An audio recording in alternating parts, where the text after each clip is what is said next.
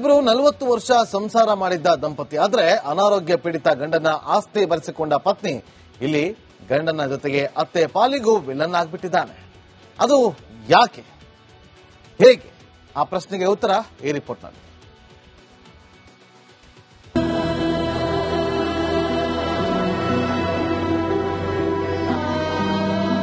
ನನ್ನ ಮಿಸ್ಸಸ್ ಇತ್ತು ಮಗಳು ಇವರೆಲ್ಲ ಹೊಡೆದು ಆಚೆ ಹಾಕಿ ಹೋಟೆಲ್ ಹೊಡೆದ್ರು.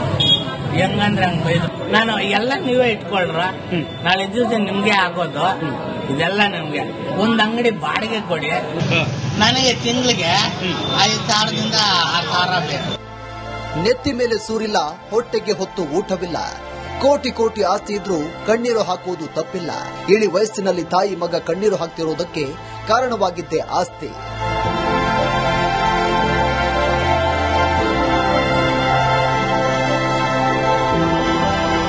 ಇದು ಚಿಕ್ಕಬಳ್ಳಾಪುರದ ಎಲೆಪೇಟೆಯಲ್ಲಿ ನಡೆದಿರೋ ಘಟನೆ.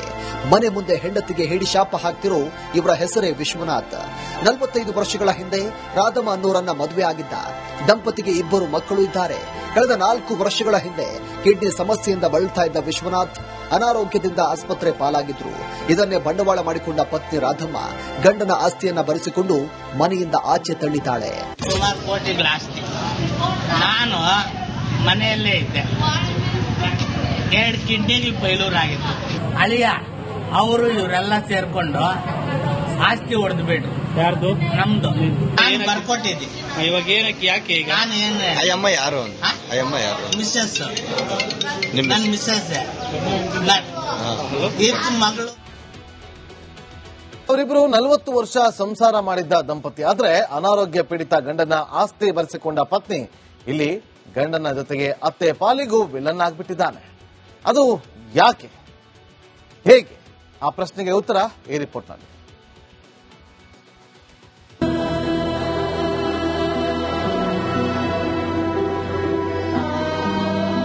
ನನ್ನ ಮಿಸ್ಸಸ್ ಇತ್ತು ಮಗಳು ಇವರೆಲ್ಲ ಹೊಡೆದು ಆಚೆ ಹಾಕಿ ಹೋಟೆಲ್ ಹೊಡೆದ್ರು. ಹೆಂಗಂದ್ರೆ ಹಂಗ ಬೈದು ನಾನು ಎಲ್ಲ ನೀವೇ ಇಟ್ಕೊಳ್ರ, ನಾಳೆ ದಿವಸ ನಿಮ್ಗೆ ಆಗೋದು ಇದೆಲ್ಲ ನಮ್ಗೆ. ಒಂದ್ ಅಂಗಡಿ ಬಾಡಿಗೆ ಕೊಡಿ, ನನಗೆ ತಿಂಗಳಿಗೆ 5,000ದಿಂದ 6,000 ಬೇಕು. ನೆತ್ತಿ ಮೇಲೆ ಸೂರಿಲ್ಲ, ಹೊಟ್ಟೆಗೆ ಹೊತ್ತು ಊಟವಿಲ್ಲ. ಕೋಟಿ ಕೋಟಿ ಆಸ್ತಿ ಇದ್ರೂ ಕಣ್ಣೀರು ಹಾಕುವುದು ತಪ್ಪಿಲ್ಲ. ಇಳಿ ವಯಸ್ಸಿನಲ್ಲಿ ತಾಯಿ ಮಗ ಕಣ್ಣೀರು ಹಾಕ್ತಿರೋದಕ್ಕೆ ಕಾರಣವಾಗಿದ್ದೇ ಆಸ್ತಿ.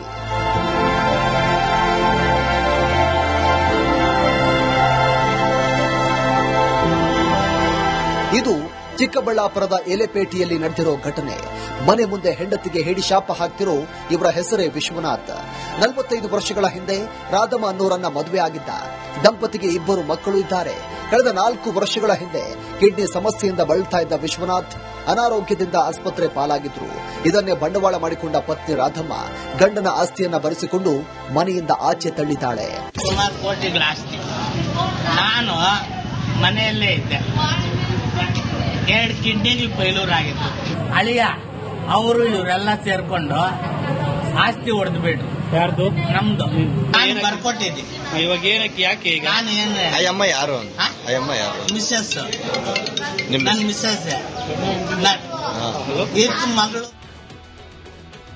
ಅವರಿಬ್ಬರು 40 ವರ್ಷ ಸಂಸಾರ ಮಾಡಿದ್ದ ದಂಪತಿ. ಆದ್ರೆ ಅನಾರೋಗ್ಯ ಪೀಡಿತ ಗಂಡನ ಆಸ್ತಿ ಬರೆಸಿಕೊಂಡ ಪತ್ನಿ ಇಲ್ಲಿ ಗಂಡನ ಜೊತೆಗೆ ಅತ್ತೆ ಪಾಲಿಗೂ ವಿಲನ್ ಆಗ್ಬಿಟ್ಟಿದ್ದಾನೆ. ಅದು ಯಾಕೆ, ಹೇಗೆ? ಆ ಪ್ರಶ್ನೆಗೆ ಉತ್ತರ ಈ ರಿಪೋರ್ಟ್ನಲ್ಲಿ.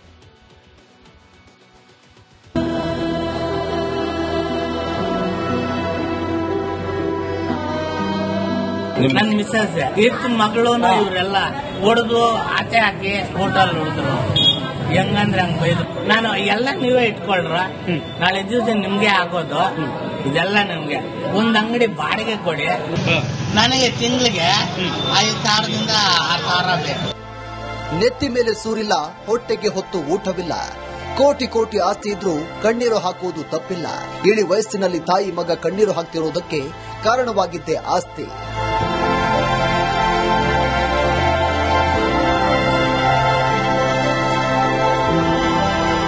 ಇದು ಚಿಕ್ಕಬಳ್ಳಾಪುರದ ಎಲೆಪೇಟೆಯಲ್ಲಿ ನಡೆದಿರೋ ಘಟನೆ.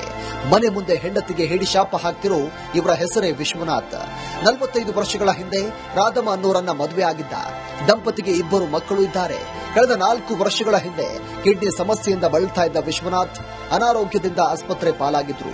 ಇದನ್ನೇ ಬಂಡವಾಳ ಮಾಡಿಕೊಂಡ ಪತ್ನಿ ರಾಧಮ್ಮ ಗಂಡನ ಆಸ್ತಿಯನ್ನ ಬರೆಸಿಕೊಂಡು ಮನೆಯಿಂದ ಆಚೆ ತಳ್ಳಿದ್ದಾಳೆ. ಸುಮಾರು ಕೋಟಿಗಳ ಆಸ್ತಿ. ನಾನು ಮನೆಯಲ್ಲೇ ಇದ್ದೆ. 2 ಕಿಡ್ನಿಗಳು ಫೈಲೂರ್ ಆಗಿತ್ತು.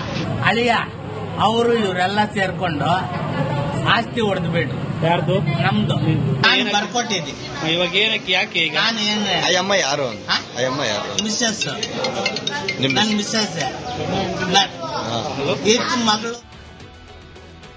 ಅವರಿಬ್ಬರು 40 ವರ್ಷ ಸಂಸಾರ ಮಾಡಿದ್ದ ದಂಪತಿ. ಆದ್ರೆ ಅನಾರೋಗ್ಯ ಪೀಡಿತ ಗಂಡನ ಆಸ್ತಿ ಬರೆಸಿಕೊಂಡ ಪತ್ನಿ ಇಲ್ಲಿ ಗಂಡನ ಜೊತೆಗೆ ಅತ್ತೆ ಪಾಲಿಗೂ ವಿಲನ್ ಆಗ್ಬಿಟ್ಟಿದ್ದಾನೆ. ಅದು ಯಾಕೆ, ಹೇಗೆ? ಆ ಪ್ರಶ್ನೆಗೆ ಉತ್ತರ ಈ ರಿಪೋರ್ಟ್ನಲ್ಲಿ.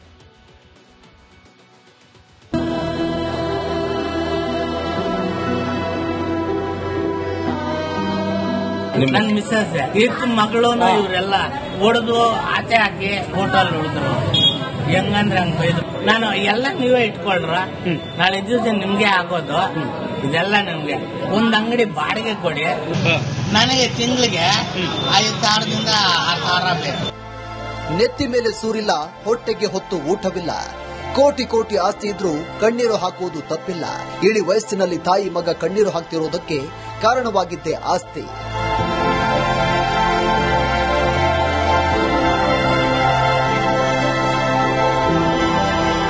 ಇದು ಚಿಕ್ಕಬಳ್ಳಾಪುರದ ಎಲೆಪೇಟೆಯಲ್ಲಿ ನಡೆದಿರೋ ಘಟನೆ. ಮನೆ ಮುಂದೆ ಹೆಂಡತಿಗೆ ಹೇಡಿ ಶಾಪ ಹಾಕ್ತಿರೋ ಇವರ ಹೆಸರೇ ವಿಶ್ವನಾಥ್. 45 ವರ್ಷಗಳ ಹಿಂದೆ ರಾಧಮ್ಮ ಅನ್ನೋರನ್ನ ಮದುವೆ ಆಗಿದ್ದ. ದಂಪತಿಗೆ 2 ಮಕ್ಕಳು ಇದ್ದಾರೆ. ಕಳೆದ 4 ವರ್ಷಗಳ ಹಿಂದೆ ಕಿಡ್ನಿ ಸಮಸ್ಯೆಯಿಂದ ಬಳಲ್ತಾ ಇದ್ದ ವಿಶ್ವನಾಥ್ ಅನಾರೋಗ್ಯದಿಂದ ಆಸ್ಪತ್ರೆ ಪಾಲಾಗಿದ್ರು.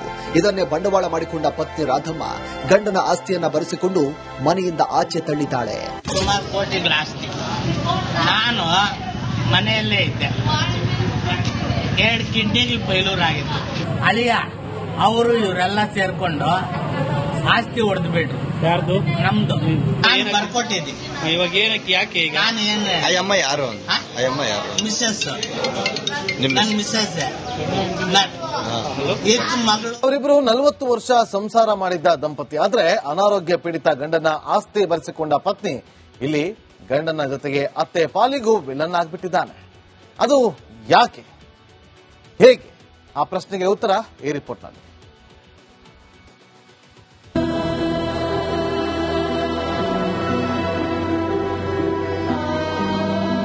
ನನ್ನ ಮಿಸ್ಸಸ್ ಮಗಳು ಇವರೆಲ್ಲ ಹೊಡೆದು ಆಚೆ ಹಾಕಿ ಹೋಟೆಲ್ ಉಳಿದ್ರು. ಹೆಂಗಂದ್ರೆ ಹಂಗ ಬೈದ್ರು. ನಾನು ಎಲ್ಲ ನೀವೇ ಇಟ್ಕೊಳ್ರ, ನಾಳೆ ದಿವಸ ನಿಮ್ಗೆ ಆಗೋದು, ಇದೆಲ್ಲ ನಿಮ್ಗೆ. ಒಂದ್ ಅಂಗಡಿ ಬಾಡಿಗೆ ಕೊಡಿ, ನನಗೆ ತಿಂಗಳಿಗೆ 5,000ದಿಂದ 6,000 ಬೇಕು. ನೆತ್ತಿ ಮೇಲೆ ಸೂರಿಲ್ಲ, ಹೊಟ್ಟೆಗೆ ಹೊತ್ತು ಊಟವಿಲ್ಲ. ಕೋಟಿ ಕೋಟಿ ಆಸ್ತಿ ಇದ್ರೂ ಕಣ್ಣೀರು ಹಾಕುವುದು ತಪ್ಪಿಲ್ಲ. ಇಳಿ ವಯಸ್ಸಿನಲ್ಲಿ ತಾಯಿ ಮಗ ಕಣ್ಣೀರು ಹಾಕ್ತಿರೋದಕ್ಕೆ ಕಾರಣವಾಗಿದ್ದೇ ಆಸ್ತಿ.